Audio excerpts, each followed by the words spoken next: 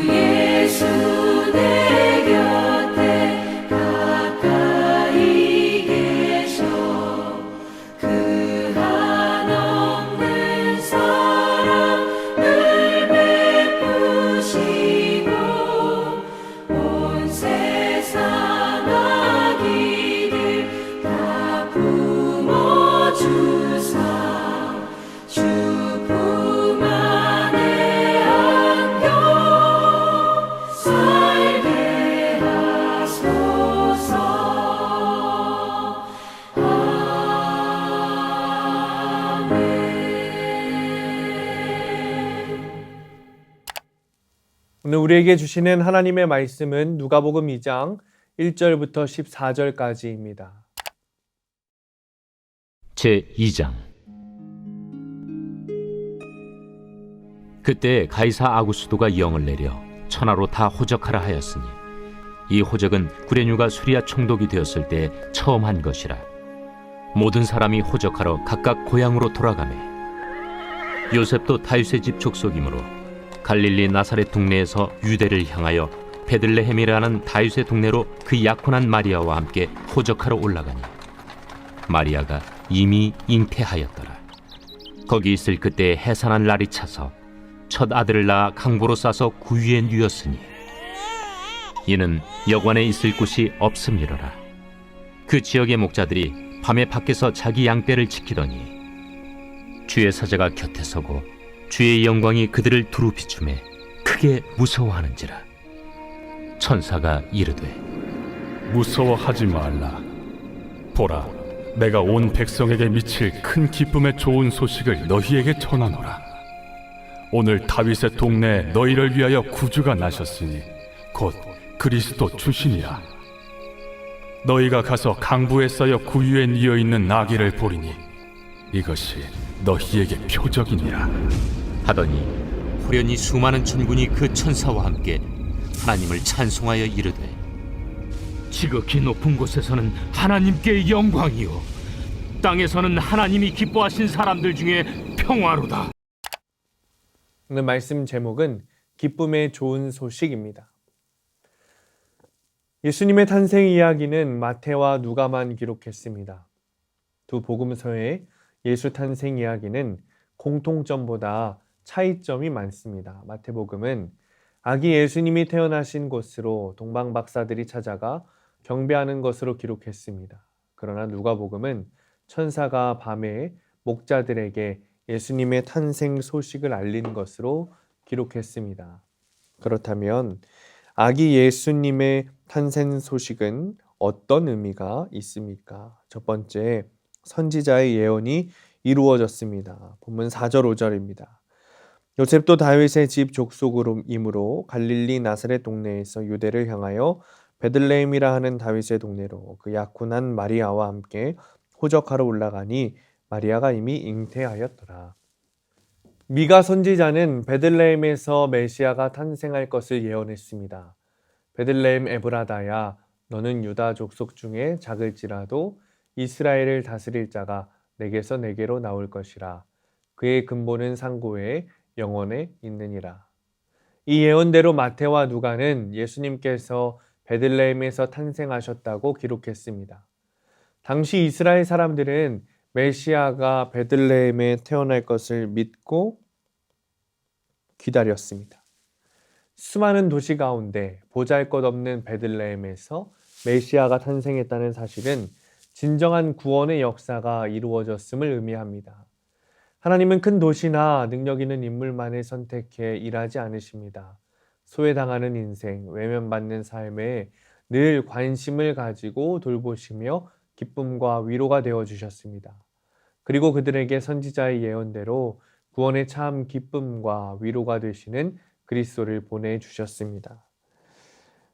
두 번째는 메시아를 기다린 사람들에게 소망이 되었습니다. 본문 10절입니다.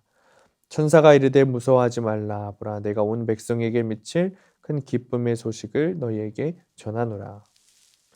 누가는 먼저 목자들에게 예수님의 탄생 소식이 알려졌다고 했습니다. 목자들은 모두가 잠든 한밤에 밖에서 양떼를 지키며 자기 생업에 성실히 임하는 사람들입니다. 그런 목자들에게 예수님의 탄생 소식이 전해졌고 그 소식은 고단하고 힘든 삶을 살아가는 사람들에게 소망과 용기를 가질 수 있는 계시가 되었습니다. 나아가 예수님의 탄생은 메시아를 기다리는 모든 사람에게 놀랍고 큰 기쁨의 소식이 되었습니다. 천사는 포대기에 쌓여 구유에 뉘어 있는 아기가 메시아요 주님이심을 전했습니다. 짐승의 먹이통인 구유에 예수님이 누워 있다는 것은 세상을 위한 예수님의 희생을 암시합니다. 예수님은 십자가에서 찢기는 희생으로 우리에게 새 생명을 주실 구세주로 오셨습니다. 따라서 예수님의 탄생 소식은 모든 피조물이 소망하는 구원을 성취한 은혜입니다. 세 번째는 하나님의 영광, 이 땅에는 평화가 되었습니다. 본문 14절입니다. 지극히 높은 곳에서는 하나님의 영광이요 땅에서는 하나님이 기뻐하신 사람들 중에 평화로다 하니라. 천사들은 아기 예수님의 탄생을 전하며 하나님께 영광이요 땅에서는 하나님이 기뻐하신 사람들 중에 평화로다 라고 찬양했습니다. 예수님의 탄생은 구원의 시작이기에 하나님께는 영광이 되며 이 땅에서는 평화가 됩니다. 하나님께서 독생자를 보내신 것은 세상의 평화를 위해서였습니다. 평화는 하나님이 기뻐하시는 사람들에게 주시는 선물입니다. 사람들은 평화를 갈망하며 살아갑니다. 또 세상의 모든 영역에서는 평화가 이루어져야 합니다. 그러나 세상의 현실은 정죄와 심판, 갈등과 분열로 평화롭지 못합니다. 예수님은 이런 우리를 죄에서 구원하시려고 평화의 왕으로 오셨습니다. 결국 예수님을 통해 구원의 은혜를 체험한 사람들에게 임한 평화는 하나님께 영광이 됩니다. 하나님께서 선지자들을 통해 약속하신 대로 예수님이 탄생하셨습니다. 메시아의 탄생은 목자들처럼 삶에 지친 사람들에게 소망이 되었습니다. 죄에서 구원하실 그리스도의 탄생은 하나님께 영광이요 이 땅의 사람들에게는 평화가 되었습니다. 그러므로 예수님의 탄생은 온 백성에게 나타난 큰 기쁨의 소식입니다. 이 기쁨의 소식을 품으시고 이웃에게도 소망을 나누어 주는 성도님들 되시기를 간절히 축원합니다. 기도하겠습니다. 주님, 우리에게 약속하시고 그 약속을 이루셔서 구원자 예수 그리스도를 보내주심에 감사를 드립니다. 우리의 소망 되신 주님을 바라보는 주님의 자녀들이 되게 하시고 주님께서 주신 하늘의 영광과 땅의 평화를 누리며 전하는 우리가 되게 하여 주옵소서. 예수님의 이름으로 기도합니다. 아멘.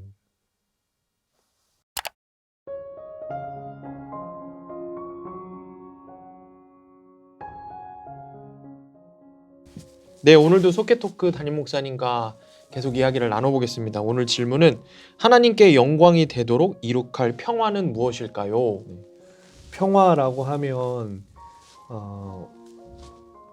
조금 가까운 단어 같기도 하지만 내가 주도적으로 뭘 어떻게 평화를 이룰 수 있는 것인가? 라는 질문이 사실은 들 수도 있거든요.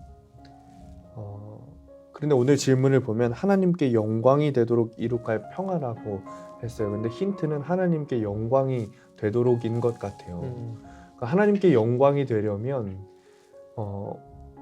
우리가 그냥 주님께서 지어주신 대로 사는 거거든요. 그리스도인답게 사는 것, 그리스도인 기본하면서 사는 것이 하나님께는 영광이 되는 것이라고 볼 수 있어요. 왜냐하면 사실은 우리는 연약한 존재이기 때문에 우리가 뭐 어떤 평화를 이룰 수 있겠어요. 주님께서 다 하시는 것이죠. 그런데 주님께서 우리에게 맡겨주신 소명들이 있고 사명들이 있어요. 그 중에 하나가 주님께서 주신 말씀에 순종하는 것.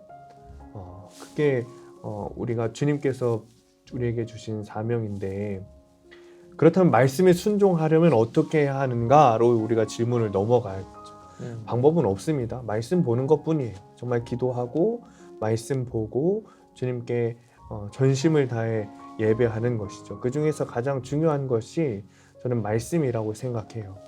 말씀을 제대로 묵상하고 말씀을 제대로 보아야 우리가 기도도 사실 바르게 할 수 있는 거거든요. 기도 역시 그냥 내 생각대로 내 뜻대로 하는 것이 아니라 우리가 말씀 기도한다고 계속 이야기하는데, 말씀을 통해 주어진 응답을 가지고 기도 제목을 가지고 기도하는 것이 주님께서 원하시는 기도입니다. 그렇기 때문에 첫 번째 되는 것은 여러분 말씀 보는 겁니다. 말씀 보고 묵상하고 적용해서 하나님의 말씀에 순종하며 사는 것.